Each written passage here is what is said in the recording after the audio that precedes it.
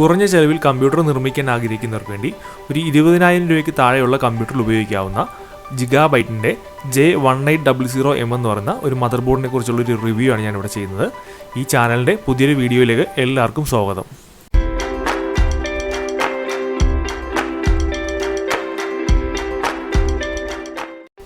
ഒരു base model computer നിർമ്മിക്കാൻ ഉദ്ദേശിക്കുന്ന ആളുകൾക്ക് ഏറ്റവും സൂട്ടബിൾ ആയിട്ടുള്ള മദർ ബോർഡാണ് ജിഗാബൈറ്റിൻ്റെ j1800m എന്ന് പറയുന്നത്. മദർ ബോർഡിനോടൊപ്പം തന്നെ ഇൻബിൽറ്റ് പ്രോസസ്സറും വരുന്ന മോഡലാണ് j1800.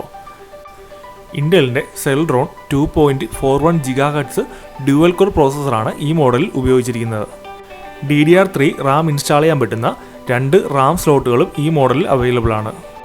പഴയ കമ്പ്യൂട്ടർ കംപ്ലൈൻ്റ് ആയിട്ട് അത് അപ്ഗ്രേഡ് ചെയ്യാൻ ഉദ്ദേശിക്കുന്നവർക്ക് ഏറ്റവും നല്ലൊരു ചോയ്സാണ് ജിഗാബൈറ്റിൻ്റെ ഈ മദർ ബോർഡ്. കാരണം 2020 ഒരു 8 വർഷം മുമ്പ് വരെ ഇറങ്ങിയ ഒട്ടുമിക്ക ബോർഡുകളിലും DDR3 റാമാണ് ഉപയോഗിച്ചുകൊണ്ടിരിക്കുന്നത്. അതുകൊണ്ട് തന്നെ നിങ്ങളുടെ മദർ ബോർഡ് അപ്ഗ്രേഡ് ചെയ്യാൻ ഉദ്ദേശിക്കുന്നവർക്ക് ആ മദർ ബോർഡ് മാറ്റി ജിഗാബൈറ്റിൻ്റെ ഈ മോഡൽ ഉപയോഗിക്കുകയാണെന്നുണ്ടെങ്കിൽ മദർ ബോർഡിനോടൊപ്പം ഒരു പ്രോസസ്സറും 3 ഇയർ വാറണ്ടിയും ലഭിക്കുന്നതായിരിക്കും.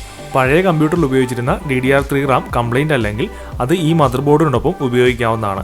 ഇതിൽ 2 DDR3 റാം സ്ലോട്ട് ഉള്ളതുകൊണ്ട് തന്നെ നിങ്ങളുടെ പഴയ റാമും വേണമെങ്കിൽ പുതിയൊരു എക്സ്ട്രാ റാമും ഇതിനകത്തേക്ക് ആഡ് ചെയ്യാനും സാധിക്കും. കുട്ടികളുടെ ഓൺലൈൻ ക്ലാസ്സിന് വേണ്ടിയോ അല്ലെങ്കിൽ നമ്മുടെ വ്യവസായ സ്ഥാപനങ്ങളിൽ ചെറിയ ബില്ലിങ്ങിനോ മറ്റോ കമ്പ്യൂട്ടർ വാങ്ങിക്കാനോ ഉദ്ദേശിക്കുന്നവർക്ക് അവർ ബിൽഡ് ചെയ്യുന്ന കമ്പ്യൂട്ടറിൽ ഉപയോഗിക്കാൻ പറ്റുന്ന ഏറ്റവും പെർഫെക്റ്റ് മദർ ബോർഡാണ് ജിഗാബൈറ്റിൻ്റെ ഈ മോഡൽ. പക്ഷേ നിങ്ങളൊരു ഗെയിമിങ്ങിനോ അല്ലെങ്കിൽ മൾട്ടി ടാസ്കിങ്ങോ ഉദ്ദേശിച്ചാണ് ഒരു കമ്പ്യൂട്ടർ ബിൽഡ് ചെയ്യുന്നുണ്ടെങ്കിൽ ഒരു കാരണവശാലും ഈ മോഡൽ സെലക്ട് ചെയ്തത്. കാരണം മൾട്ടി ടാസ്കിങ്ങിൽ നമ്മൾ 4-5 പ്രോഗ്രാം ഒരേ സമയത്ത് ഉപയോഗിച്ചാൽ പോലും ഇതൊരു സെൽറോൺ പ്രോസസ്സർ ആയതുകൊണ്ട് തന്നെ കാര്യമായ ഒരു ലാഗ് നമുക്ക് കമ്പ്യൂട്ടറിൽ ഫീൽ ചെയ്യും.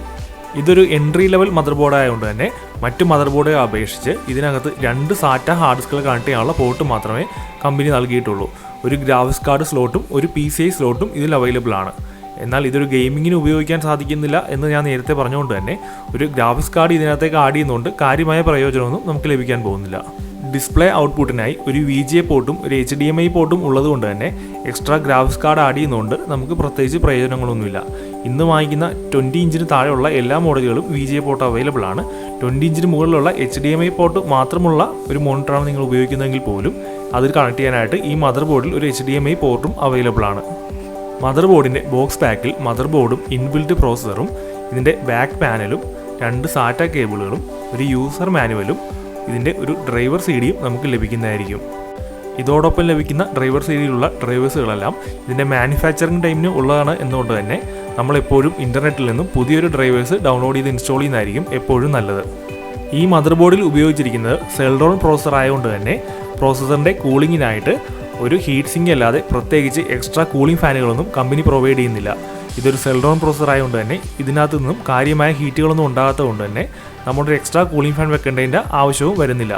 എന്നാൽ നമ്മൾ ഇതിനകത്ത് ഗെയിമിംഗ് വല്ലതും പരീക്ഷിക്കുകയാണെന്നുണ്ടെങ്കിൽ തീർച്ചയായും ഒരു കൂളിംഗ് ഫാൻ വെച്ചിട്ട് ഉപയോഗിക്കുന്നതായിരിക്കും നല്ലത്.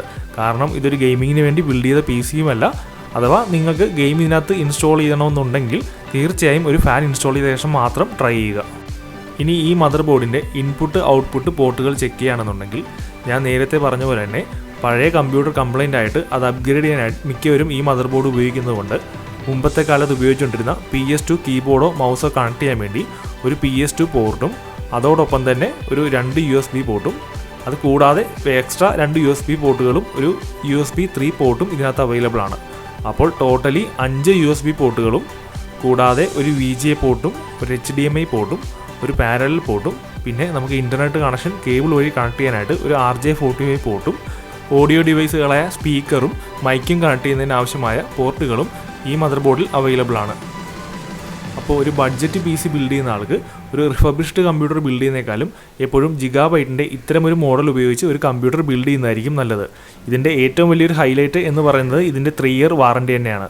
കാരണം ഒട്ടുമിക്ക റിഫർബിഷ്ഡ് കമ്പ്യൂട്ടറുകൾക്കും എല്ലാ പാർട്സുകൾക്കും 1 ഇയറാണ് വാറണ്ടി വരുന്നതെങ്കിലും ഈ മദർ ബോർഡിനും അതിൻ്റെ ഇൻബിൽറ്റ് പ്രോസസ്സറിനും 3 ഇയർ വാറണ്ടി ഉണ്ട് എന്ന് തന്നെ ഏറ്റവും വലിയൊരു ഹൈലൈറ്റാണ്. നിങ്ങളുടെ പഴയ കമ്പ്യൂട്ടർ അപ്ഗ്രേഡ് ചെയ്യാനാണ് ഈ മദർ ബോർഡ് ഉപയോഗിക്കുന്നതെങ്കിൽ നിങ്ങളുടെ പഴയ കമ്പ്യൂട്ടറിൽ DDR3 റാം അവൈലബിൾ ആണെങ്കിൽ അത് ഇതിനകത്ത് ഇൻസ്റ്റാൾ ചെയ്യാവുന്നതാണ്. DDR3യുടെ 1333 സീരീസിൽ വരുന്ന റാമുകളും 1600 സീരീസിൽ വരുന്ന റാമുകളും ഇതിനകത്ത് സപ്പോർട്ടഡ് ആണ്. ഒരു ബേസ് മോഡൽ കമ്പ്യൂട്ടർ നിർമ്മിക്കാൻ ഉദ്ദേശിക്കുന്ന എല്ലാവർക്കും ഈ വീഡിയോ ഉപകാരപ്പെട്ടിട്ടുണ്ടാവും എന്ന് വിശ്വസിക്കുന്നു. ഈ ചാനൽ നിങ്ങൾ ഇതുവരെ സബ്സ്ക്രൈബ് ചെയ്തിട്ടില്ലെങ്കിൽ സബ്സ്ക്രൈബ് ചെയ്യുക.